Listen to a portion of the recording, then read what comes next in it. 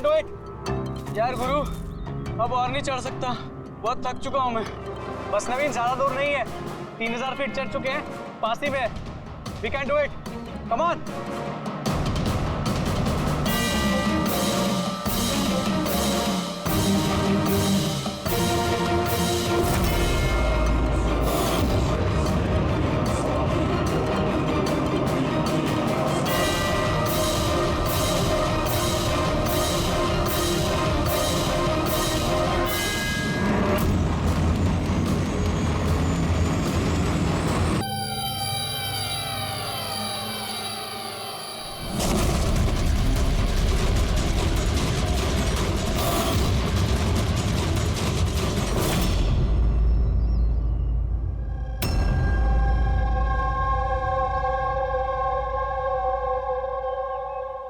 ऐसे लग रहा है जैसे रॉनी के मर्डर की फोटोकॉपी देख रहे हैं।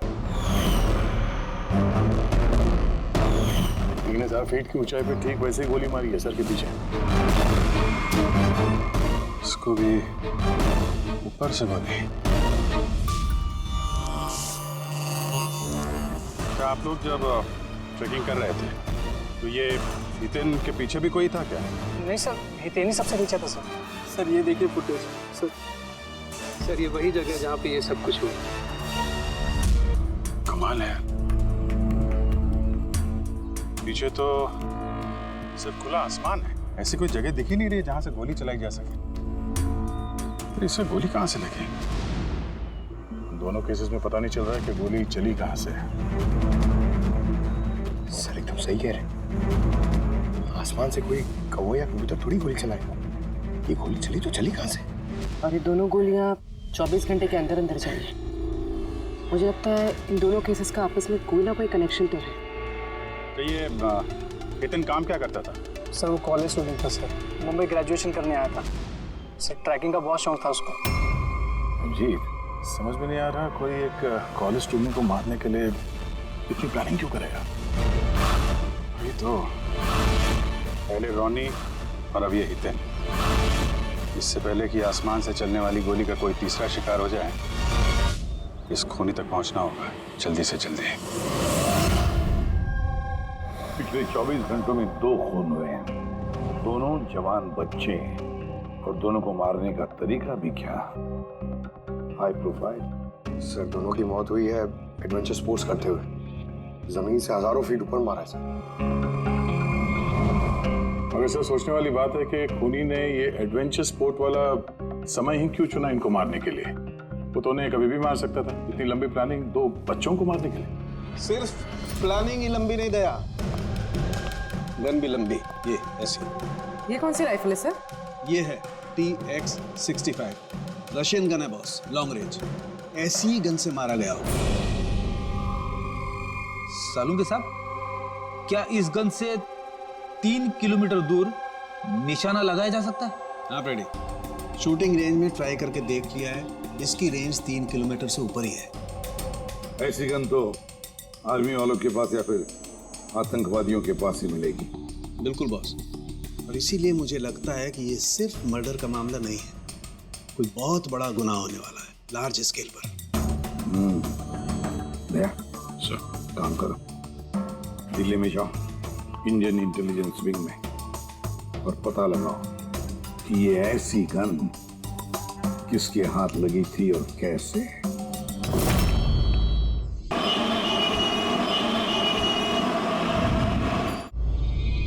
ये सारे खून इसी राइफल से हुए। और आप लोग तो जानते हैं ऐसी हाई प्रोफाइल राइफल सबके हाथ में तो लग नहीं सकती। आप बिल्कुल सही कह रहे हैं सर। और गौर करने की बात तो ये है सर कि ये राइफल कोई खरीदना भी चाहे तो खरीद नहीं सकता। ये 1 या 2 पीस नहीं बिकती, पूरा का पूरा अलॉटमेंट होता है। तो पिछले कुछ सालों में जो आतंकवादी हमले हुए हैं उसमें ये इस तरह के राइफल इस्तेमाल हुए थे? जी हाँ। तो आपको किसी आतंकवादी गिरोह पे शक है? जी हाँ, अगर हमारा अंदाजा सही है तो हम जानते हैं कि इसके पीछे किसका हाथ है। कौन? इलवारे जिले में कुछ समय पहले हमारी आर्मी ने बहुत सारे हथियार जब्त किए थे। उन हथियारों में ये वाली राइफल भी। हाँ प्रताप सर, सारे आतंकवादी मारे गए, उनमें से एक आतंकवादी बचकर निकल गया और हमने उनके सारे हथियार जब्त कर लिए। Well done Pratap. सर। और जो आतंकवादी भागकर गया है उसके बारे में सारे पोस्ट को अलर्ट कर दो। तो ये काम उस आतंकवादी का हो सकता है जो बच के निकल गया था वहां से। जी हाँ। और हमारी इंफॉर्मेशन के मुताबिक ये आतंकवादी गिरोह जल्दी ही कुछ बड़ा करने वाला है। शायद ये उसी की शुरुआत हो। ये दोनों जुर्म कोई मामूली खून नहीं है, ये जरूर कोई बड़ी साजिश है, बड़ी साजिश, आतंकवादी हमले की साजिश। हाँ सर, और इस हमले को रोकने के लिए पहले इन आसमान से चलने वाली गोलियों का राज का पता लगाना पड़ेगा सर। और इस राज का पता करने के लिए हमें सबसे पहले ये पता करना पड़ेगा सर कि आतंकवादी रॉनी और हितेन जैसे आम आदमी की हत्या क्यों की। वैसे क्या कॉमन है इन दोनों खून में? सर दोनों मर्डर हवा में हुए, दोनों बार गोलियां ऊपर से चली, हाई प्रोफाइल राइफल से। किसी प्रोफेशनल शार्प शूटर का काम है सर ये। और सर इन दोनों केसेस में कोई वैंटेज पॉइंट नहीं है, कोई ऐसी जगह नहीं है जहां पे बैठ के खूनी इन दोनों पे गोली चला सकता है। वैंटेज पॉइंट, यही तो वजह नहीं हो सकती है? तो आप कहना चाह रहे हैं सर कि खूनी के पास कोई जगह नहीं थी बैठ के गोली चलाने की, और उसे ये पक्का करना था कि उसका टारगेट छूटे ना, उससे कोई चूक ना हो, इसलिए वो इन दोनों पे प्रैक्टिस कर रहा था। एग्जैक्टली अभिजीत, एग्जैक्टली, वो निशानेबाजी की प्रैक्टिस कर रहा था। मतलब सर उसका असली टारगेट कोई और है? सर अगर कोई वैंटेज पॉइंट था ही नहीं तो फिर वो हवा में गोलियां कहां से चला रहा था? पंकज, तुम्हारे सवाल का जवाब तुम्हारे सवाल में ही है। ये बताओ कि मेरा मतलब है इंसान हवा में कैसे उड़ता है बिना पंखों के? सर एरोप्लेन से या फिर हेलीकॉप्टर से? बस तुम्हारा जवाब मिल गया। लेकिन सर वहाँ क्राइम सीन पे ऊपर आसमान में कोई चॉपर तो उड़ नहीं रहा था, ना ही कोई केबल कार थी वहां पे। दया कुछ और होगा, कुछ और होगा। अभिजीत, मैप निकालो, वहां उस पैराग्लाइडिंग और माउंटेनियरिंग कैंप के आसपास देखो। मेरा मतलब ऐसा कुछ है क्या जहां से आदमी हवा में उड़ सके? जंगल है, और हाँ ये 2 हॉट एयर बैलून रेंजेस भी हैं। सर देखो जहां पर खून है उसके आसपास कितने रेडियस में है ये? सर ये दोनों 60 किलोमीटर के रेडियस में है। एक बात तो पक्की हो गई, खूनी वहां पर उस हॉट एयर बलून में बैठा था और वहीं से उसने गोली चलाई 3 किलोमीटर की दूरी पे। सर अगर किसी को हॉट एयर बैलून की सवारी करनी है तो पहले से बुकिंग करनी पड़ती है, कोई ऐसे ही नहीं जा सकता। कोई बात नहीं, तो वहां उस हॉट एयर बलून रेंज के ऑफिस में जाकर पता लगा कि ऐसा कौन सा टूरिस्ट था जिसने उन 2 दिनों में दोनों हॉट एयर बलून में, जो उस दिन हॉट एयर बलून में बैठे थे, कुछ लोग अलग बैठे थे और कुछ लोग ग्रुप बना के बैठे थे। तुम्हें कुछ याद है कि इनमें से कितने लोगों के पास कोई सामान या कोई बैग्स थे? या फिर कोई बदमाश जैसा दिख रहा हो? नहीं, बदमाश तो कोई नहीं लग रहा था, लेकिन एक बूढ़ी आंटी थी जिन्होंने बैकपैक रखे हुए थे और वो चश्मा और टोपी भी लगाई हुई थी। हाँ, हम भी हैरान थे कि इस उम्र में ऐसी ट्रैवलिंग का जज्बा। और जब फोटोज खींची जा रही थी तो वो शर्मा रही थी और अपना मुंह छुपा रही थी। ये बुढ़ी आंटी शार्प शूटर सुनने में थोड़ा अजीब नहीं लग रहा है? हाँ सर, यही पायलट हुई है। 25 फरवरी को कुल मिलाकर सर मैंने 6 लोगों को एयर बैलून की सवारी करवाई थी और 2 लोगों को दिनेश ने सर। अच्छा, तो उनमें से कोई गड़बड़ टाइप का आदमी लगा या जिसके पास कोई सामान वगैरह हो? सर ऐसा तो कोई नहीं था। हाँ, एक बुजुर्ग आदमी था, पता नहीं बात बात पर क्यों चिल्ला रहा था। शायद उसका मूड खराब था या खड़ूस था शायद। उसके हाथ में कुछ सामान था क्या? सामान तो नहीं था। हाँ, बैसाखी लेकर चल रहे थे। बैसाखी लेके चल रहे थे? तुम लोग की हिम्मत कैसे हुई मेरी तस्वीर लेने की बिना मुझसे पूछे? जरा भी तमीज है कि नहीं है? उड़ाओ उसे, उड़ाओ। अच्छा, फोटो खींचने पे नाराज हो गए? कितनी अजीब बात है ना सर।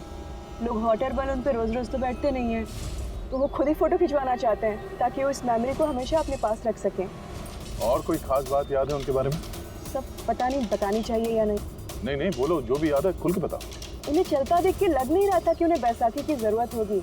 पर फिर भी उन्होंने बैसाखी पकड़ रखी थी। अच्छा,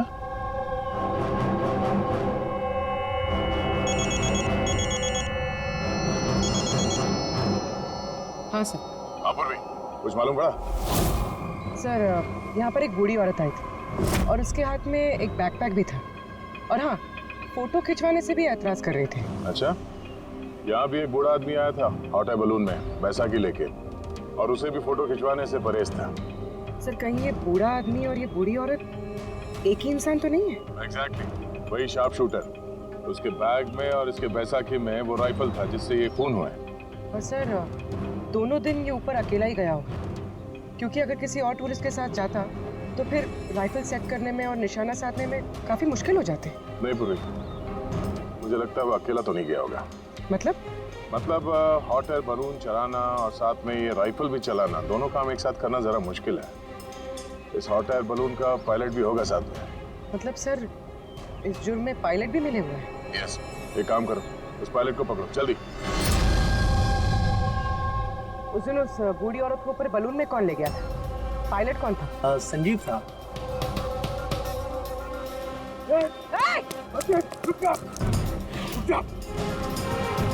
ना तुम मुझे मार पाओगे और ना ही उसे।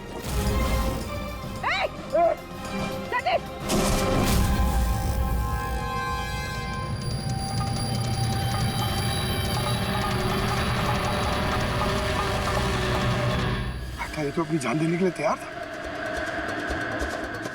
ये कोई छोटे मोटे मर्डर्स नहीं है पंकज, कोई बहुत बड़ा मिशन है जिसे अगर जल्द से जल्द नहीं रोका गया तो कुछ बहुत बुरा हो सकता है। अच्छा गीता, 24 फरवरी को जो आदमी ग्रुप में नहीं जाना चाहता था, अकेले जाना चाहता था, उसका पायलट कौन था? कौन लेकर? सोलो ट्रैवलर को तो दिनेश लेकर गया था। कमाल है दिनेश, इतनी देर से चुप बैठे हो, कुछ बोल ही नहीं रहे हो। तुम लोग मुझे पकड़ नहीं पाओगे।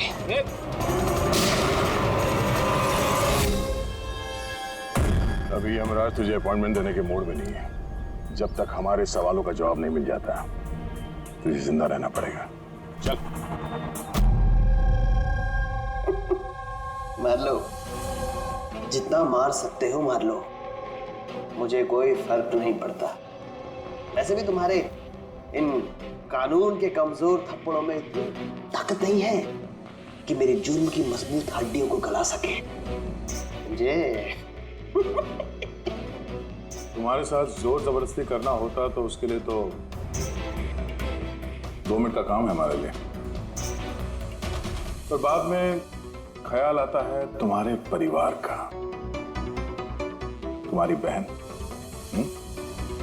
अगले महीने उसकी शादी है ना, कैसा लगेगा उसे कि उसकी शादी हो रही है और शादी के वक्त उसका भाई इस दुनिया में नहीं है? हाँ?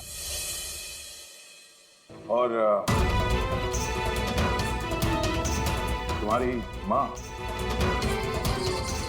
हर महीने खर्चे के लिए पैसे भेजते हो ना, तुम्हारे जाने के बाद कौन ख्याल रखेगा उसका? कभी सोचा है इसके बारे में? हाँ? नहीं?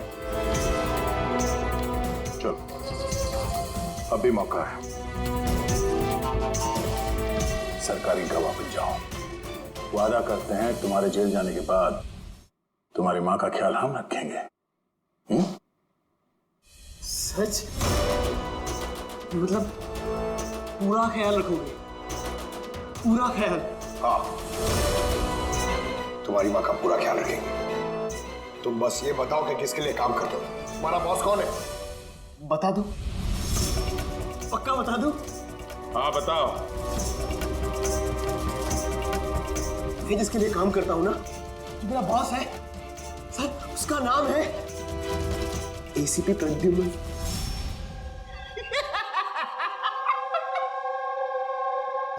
एसीपी प्रद्युम्न, जाओ पकड़ लो और गिरफ्तार कर लो उसे।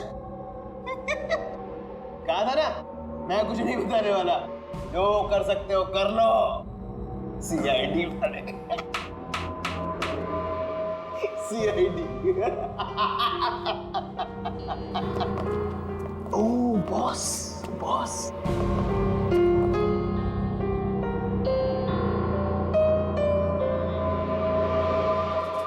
कोई बात नहीं, कुछ मत बताना, अब हम ना तुमसे कुछ पूछेंगे, कुछ बताने के लिए तुम पर जोर जबरदस्ती करेंगे, कुछ नहीं, सिर्फ एक करेंगे, हम तुम्हें सोने नहीं देंगे। सोने नहीं देंगे? वैसे भी मैं अगर जागता रहा तो मैं कुछ बताने नहीं वाला हूं आप लोगों को। कोई जरूरत नहीं, कुछ मत बताओ, पर सोने नहीं देंगे तुम्हें। ओके। यार दया, मैंने तो सुना है कि आदमी खाने पीने के बगैर तो काफी दिनों तक सरवाइव कर सकता है, लेकिन सोए भी नहीं। कितना तड़पेगा ये बेचारा, बड़ी बुरी मौत मरेगा, मुझसे तो देखा नहीं जाएगा।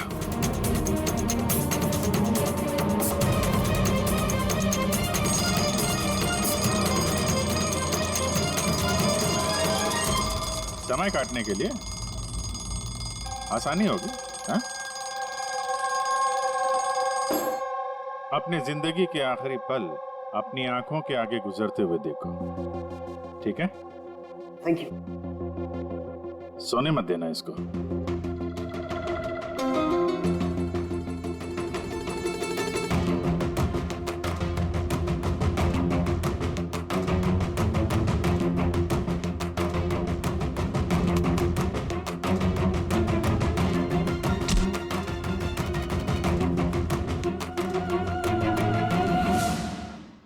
Ready sir. अरे कहाँ हो यार?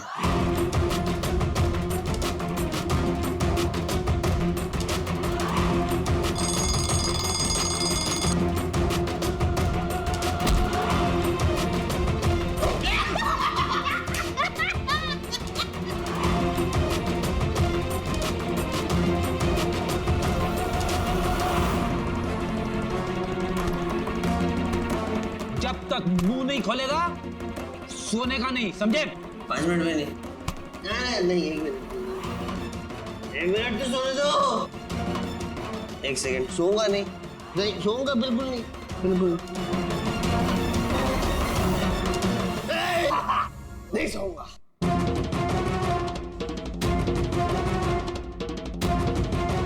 बस अब टूटने वाला ही है।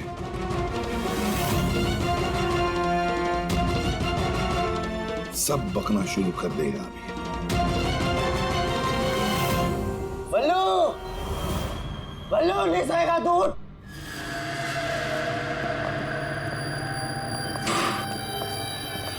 क्या सोना चाहता है? तो सोने देंगे ना भाई, क्या प्रॉब्लम है? चलो हम सोने देंगे तुम्हें। खाली ये बताओ कि तुम्हारे गिरोह का प्लान क्या है?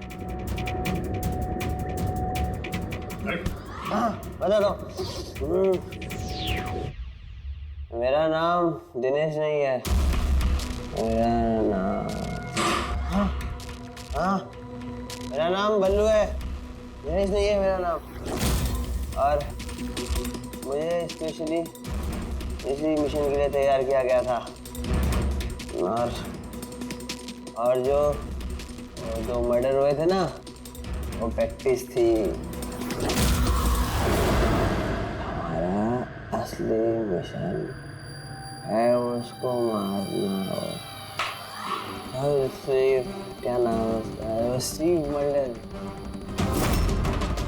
स्टीव मल्डर, वो इंटरनेशनल पीस मीडिएटर, शांति दूत, जो हमारे देश आया है, दुश्मन देशों के बीचों शांति का करार करवाता है, आतंकवाद बंद करने के लिए। किसी भी हम नहीं चाहते कि आतंकवाद कभी रुके। और स्टीव मल्डर तो मरेगा, तुम लोग कुछ नहीं कर सकते। और तो कर भी लोगे ना, उसको बचा भी लिया ना, और स्टीव मल्डर को खत्म कर देंगे हम। हमारा जो शार्प शूटर है ना, एकदम रेडी। कहाँ मारने वाले और कब? बोल। वो जब कॉन्फ्रेंस में भाषण दे रहा होगा ना, वो सबसे सही वही सबसे सही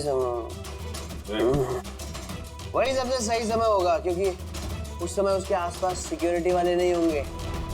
और जो कॉन्फ्रेंस है ना, ये बिल्डिंग की छत पे है, तो हॉट एयर बैलून पे हमारा शार्प शूटर जाएगा, वहीं गोली मारेगा।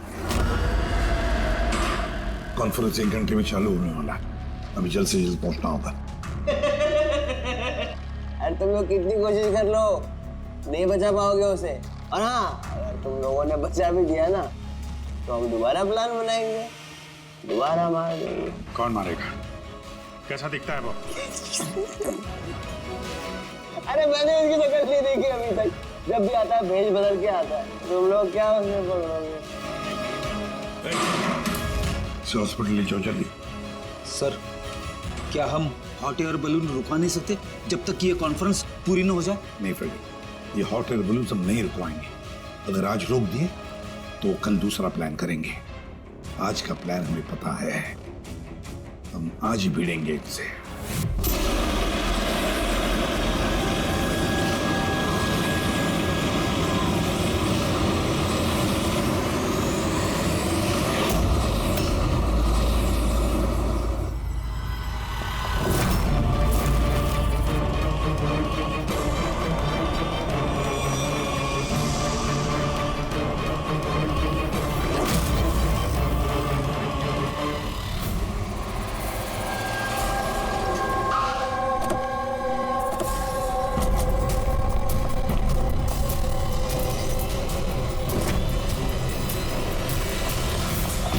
CID मिस्टर स्टीव मल्डर का है। ऊपर कॉन्फ्रेंस में।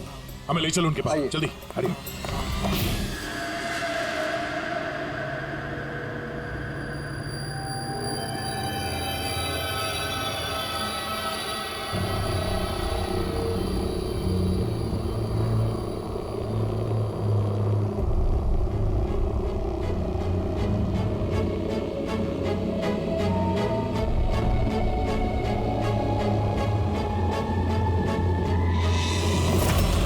यहाँ पे 4 बलून है, 2 हवा में है और 2 रेडी हो रहे हैं उड़ने के लिए। मेरे सामने जो बलून है सर, उसमें एक कपल है और वो लड़के के पास एक बैकपैक है। नजर रखो उन पे, कौन कौन आ रहा है, कौन कौन जा रहा है, सब पे ध्यान रखना। ओके?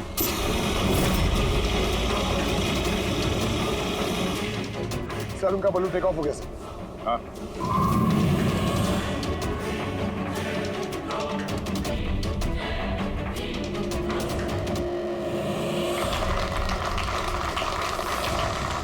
इस दुनिया में टेररिज्म क्यों है, ये क्वेश्चन बहुत जरूरी है। और ये टेररिज्म तभी स्टॉप हो सकते हैं जब सभी देश भाई भाई की तरह साथ रहें। टेररिज्म को जड़ से उखाड़ फेंकना होगा हम सबको।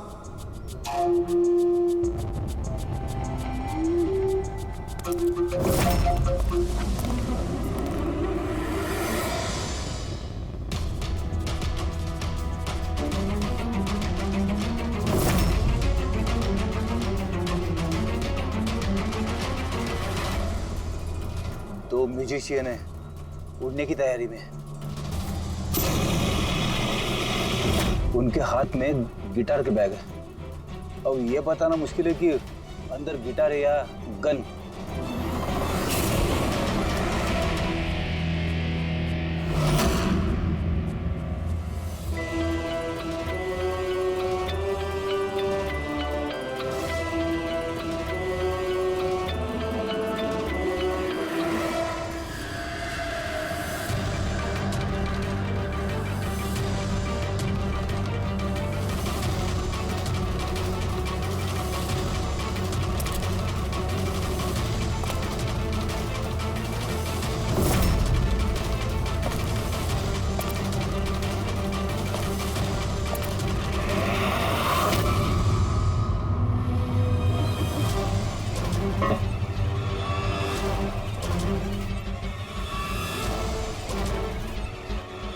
सर और एक आदमी आया है, उसके पास एक बैकपैक और एक क्रच है। वेट करते हैं।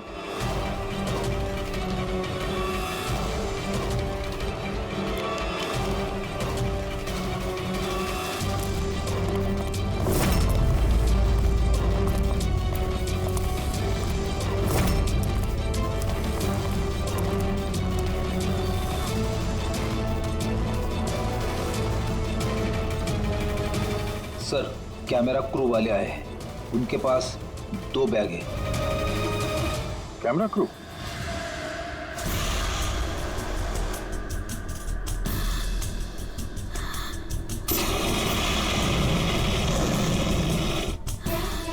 उन्हें नजरों से ओझल होने मत देना, नजर रखो उन पे।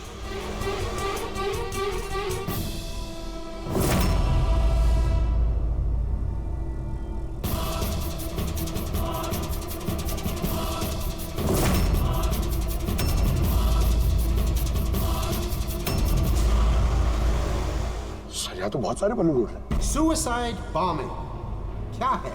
कोई खुशी खुशी हो अपनी जान देने को कैसे रेडी हो सकते हैं? जिंदगी अनमोल। Oh no, We need to respect ये सारे बलून? life. और our day वो कौन सा बलून होगा जिसकी हमें तलाश है? लगता है भेष बदल के आया है। ये तो शक्ल से कुछ गड़बड़ लग रहा है।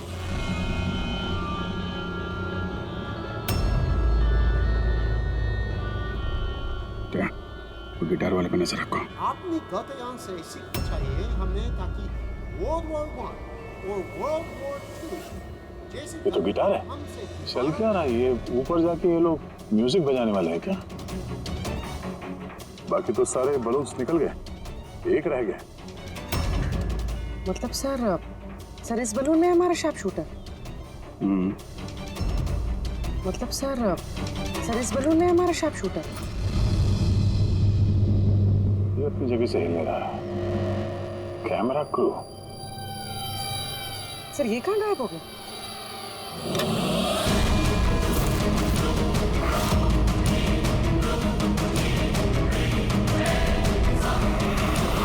सर इसके पास तो राइफल है, वैसे जैसे साड़ों के सर ने बताई थी। अब जी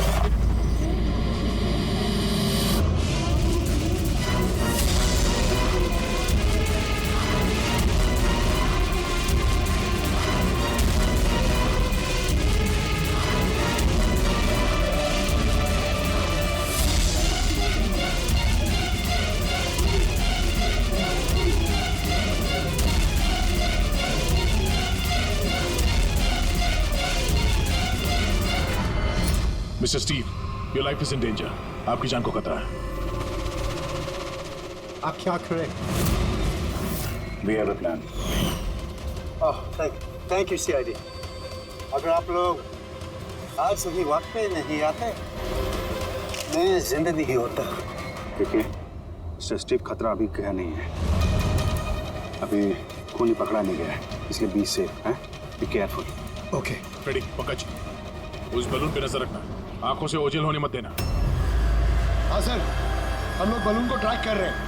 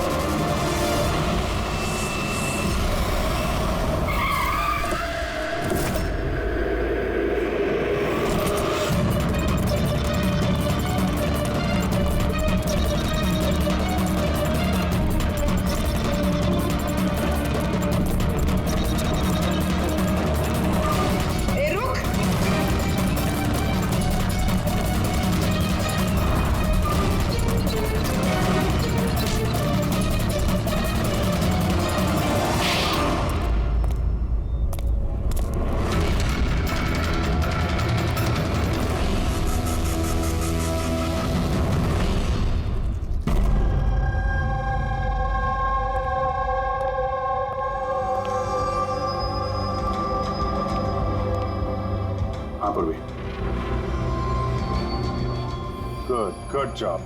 Congrats. पकड़ गया killer, Mr. Abhijit? Yes, Mr. Steve, we got you. Yes. Well done. Well done.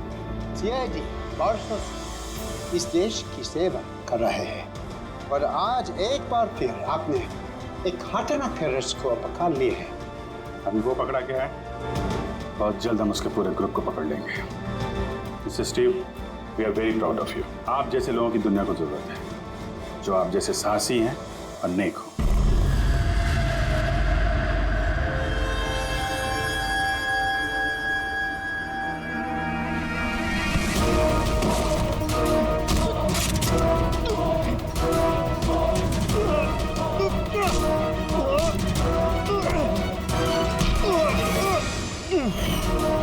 तो तुमने भेस बदलकर हमी और हितेन का खून किया था। तो मिस्टर शार्प शूटर, अब जेल की उड़ान भरना फांसी पे छोड़ते हमें समझा। तुम्हें क्या लगता है तुमने मुझे पकड़ लिया तो स्टीव जिंदा बच जाएगा? कभी नहीं। हमारी तादाद इतनी ज्यादा है कि तुम्हारा कानून हमें ढूंढते ढूंढते थक जाएगा, लेकिन हम खत्म नहीं होंगे। खत्म होगा तो तुम्हारा ये देश। एक खटमल हमारे देश पे बुरी नजर डालने वाले आए और चले गए। जानता है हमारे देश को आजाद हुए कितने साल हो गए? 70 साल। और पिछले 70 सालों में हमारे देश के वीरों ने न जाने कितने आतंकवादियों का खात्मा किया है। आज तेरी बारी है, कल तेरे साथियों की बारी होगी। हमारा देश रहेगा और खुशहाल रहेगा, और अगर इस देश से किसी चीज का खात्मा होगा वो है आतंकवाद। समझा? आतंकवाद।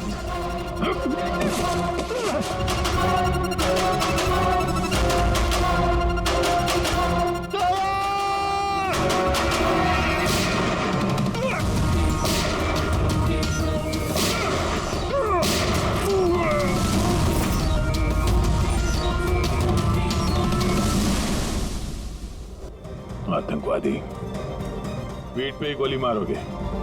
हम लोग यहाँ खाते गोली, यहाँ।